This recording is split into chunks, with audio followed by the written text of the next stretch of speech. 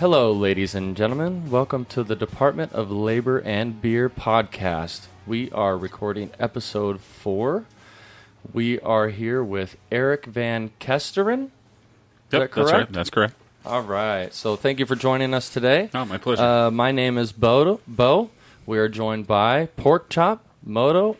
Thanks for joining us today. All right, ladies and gentlemen, here's some news.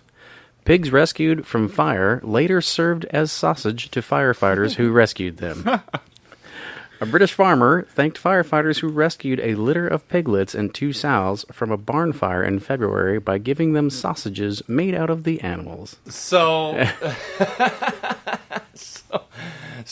did they wait for the little piglets to grow up, right? How long ago It looks did this like happen? it was sometime later. Right. That they ended up being served. They're not going to just grind up the piglets right away. But. So the reward for saving the pig's life is you get to eat them later. Yeah. Yeah. It's commerce, and it's, she would have lost money doing it. I mean, whether or not you like to think about it like this, that is her property, and she was waiting for a return on that property, and the firefighters did their job by protecting property. Right. And it just so happens that she gave a piece of her property, which was those pigs, to the firefighters as a thank you.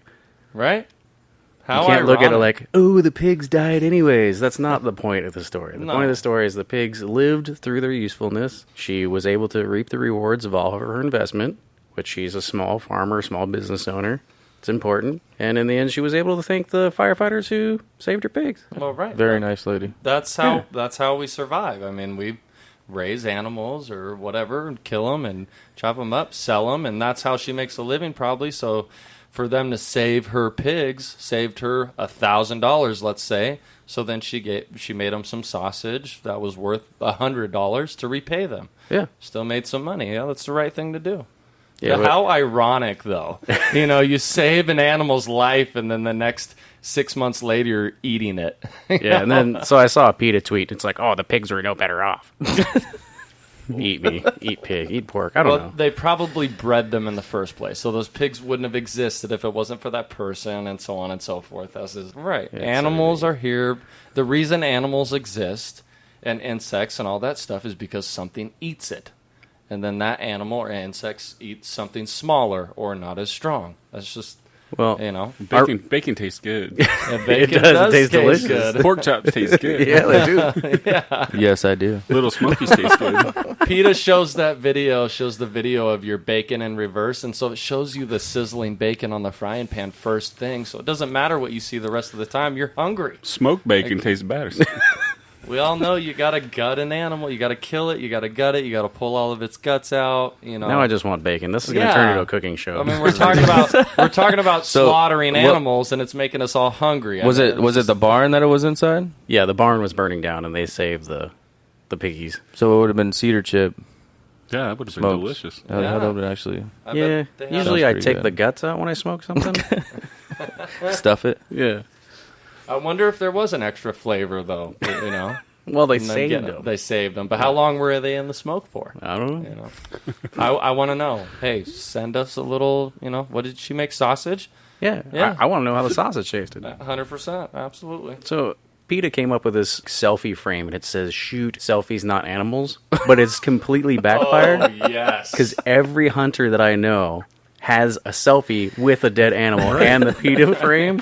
Oh, man. Hey, they're following the rules, except for don't That's shoot animals. totally not the rules. Send Yeah. But they send said- all your pictures in to PETA. Take it. They're asking for it. So I follow PETA on Twitter, and 90% of their comments are people just trolling, just making fun of PETA and everything they stand for. So it's great that there's an organization out there that tries to make sure that animals are taken care of. We're not fighting dogs and abusing animals more than it needs to happen or should be. But we all eat meat. Not all of us, but most of us eat meat and enjoy it. So Real men eat meat. Well, the unfortunate truth of the matter is Arby's that has PETA the meat. has huge freezers. okay, What do you think they need huge freezers for? hold the meat they confiscate. Is that Putting what- animals to death. Oh, wow! Just freezing them to death, or No, they don't freeze them to death. They put them to they death, put but then them they to have to death store and them. Right.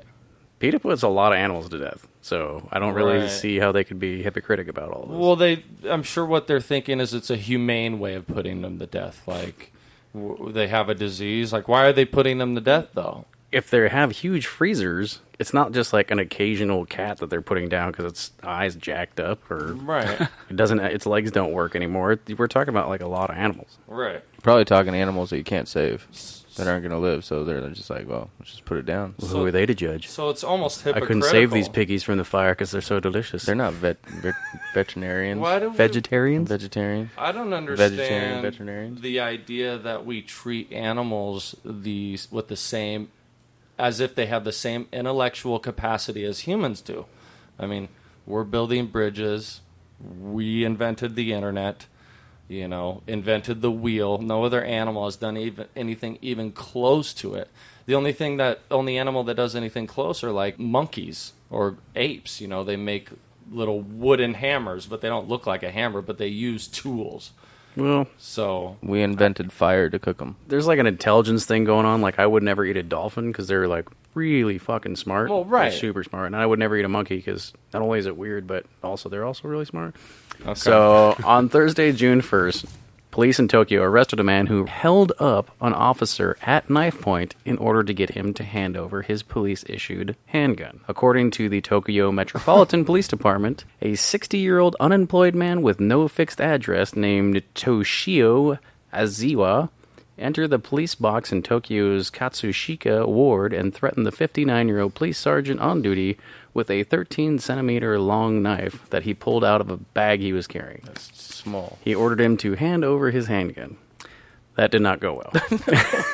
Yeah, he tried to take a gun from a guy with a knife, whether it be a police officer or not. Walking up to a person with a knife and telling him to give you the gun, I mean, you pull out the gun, you shoot him for 20 feet away. Unless you're the best knife thrower in the history of mankind, you have no chance. A What the 13 fuck centimeter was this guy thinking? I have blade. no idea. I'm 13 guessing that centimeter he's blade. just not well. Japanese? Yeah. Where's the samurai sword? That's what I'm thinking is there's a whole history of long-bladed, super Right. sharp weepons, and he's got a 13-centimeter kitchen knife. Yeah. He's going with the stereotype with that one. Yeah. The short Asian blade. Again with this. All the time. That's Eric, if you want to tell us a little bit about yourself. I'm originally from Colorado. Born in Denver. okay. So I lived in Denver till I was 7. And my mom was a teacher, and my dad was kind of in and out. But he was an alcoholic until I was 7. Okay. And that, of course, is its own story. My mom was a nun before she met my dad. She wanted to be a teacher, so she figured that was the easiest way to become a teacher. Did that, and then when she was working on her master's degree, she had to do a stint in Al-Anon, and my dad was in Al-Anon. They met, and this was after she got out. My grandmother was sick, so she took some time off and realized she enjoyed being free, so she decided to stay out and then pursue her teaching credentials further, and then met my dad through that. So, but I'm originally from Colorado, Denver, and then when I was 7, we moved to New Mexico, where I lived on the Navajo Indian Reservation in a little mountain town called Navajo, where my mom was a teacher. She taught first grade. Now, are your parents Indian or Native American? No, nothing like that at all. You just Although my lived- dad is from Indonesia. He was born there. Okay. My grandmother on my dad's mother owned a sugarcane plantation down there. Oh, And wow. then during World War II, when the Japanese invaded, they lost all of that. And then, of course, after World War II, the Indonesians declared independence and kicked all the Dutch colonists. Basically, that's what my family was there. Out of That explains the Indonesia. last name. Yeah. So- So then my dad ended up having to go back to Holland and then eventually immigrated to America in the 50s. He had his own life up until, 69, 68, met my mom, and then here I am, New Mexico's where we just left Yeah, off, so right? I went to school at a little Catholic school in New Mexico, or actually the school was in Arizona. I lived in New Mexico. It was right on the border there on the Navajo reservation. And that was interesting, too, because the school itself was founded in 1902, so it was this old school. There were dorms in it where the Indian kids were brought in and told not to use their native language or engage in their right. native customs. So it's that whole part of American history.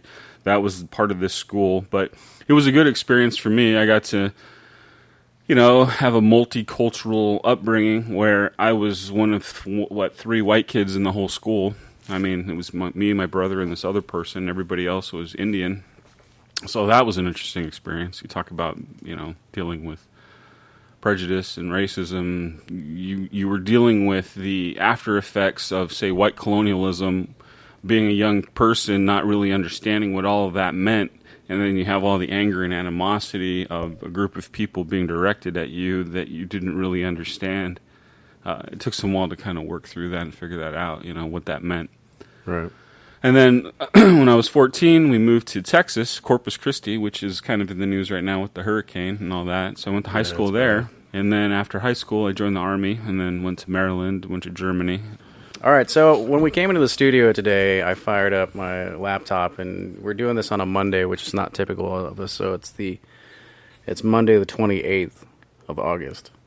And the first thing that actually comes up is breaking news about North Korea being dicks again and firing weapons over Japan. And this is kind of a perfect segue into this because our guest today, we will get into later, his own military involvement in North Korea. Well, yeah, that was during the time I was in the Army.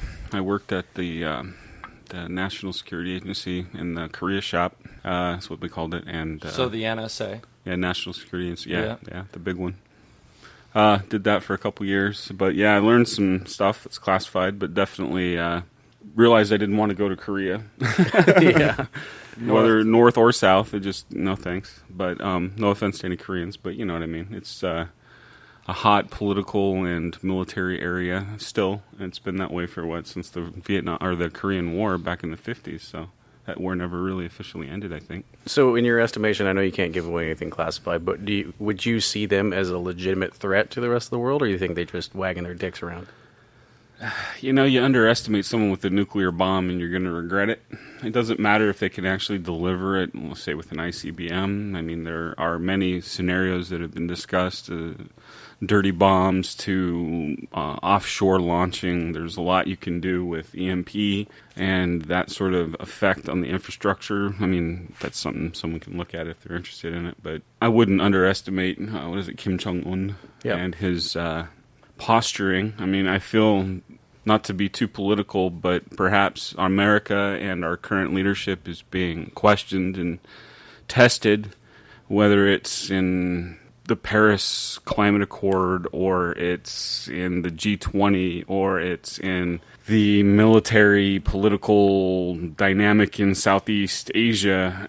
No matter how you slice it, America's kind of entering new ground when it comes to where we are in relation to the world. So it's not surprising that another country, especially North Korea, would do a bit of this saber-rattling to try to maybe figure out what's real, what our leadership is willing to do, what they're not willing to do, how much support they have, that sort of thing. So I don't know. It strikes me as in line with what I would expect them to do, for sure. What was your job title? What was your position there, and how did that go? So I guess the official classification for my position was 98 Charlie, which was signal intelligence analyst.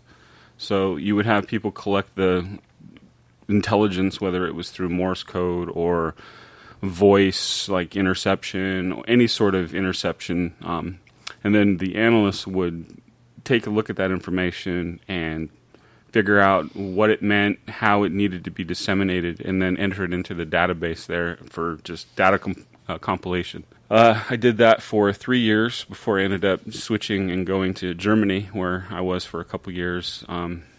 Also with the NSA? No. Well, that was a different thing. Oh, so okay. in the military, you end up going to different bases, and each base or post that you're at will have a specific mission. So Fort Meade in Maryland is the base, the post, the Army post that's attached to